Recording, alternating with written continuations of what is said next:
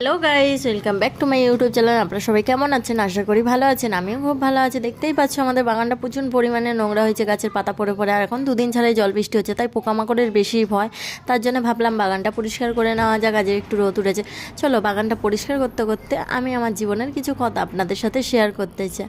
অনেক মানুষই দেখেছি ইউটিউবে নিজেদের সুখ দুঃখের গল্প শেয়ার করে, সেরকম আমারও কিছু স্বপ্ন রয়েছে। স্বপ্ন বলতে একটাই স্বপ্ন আমার, ভগবান যা যেইটুকুনি দিয়েছে সেইটুকুনি নিয়ে খুশি থাকা জানি ঠিক, কিন্তু আমার স্বপ্নটা একটাই রয়েছে যে আমার মার মুখে হাসি ফোটানো। কথাই আছে না, এক একটা মানুষের জন্মর পর থেকেই কপাল খারাপ হয়, সেরকম তার ভেতরে একজন আমার মা।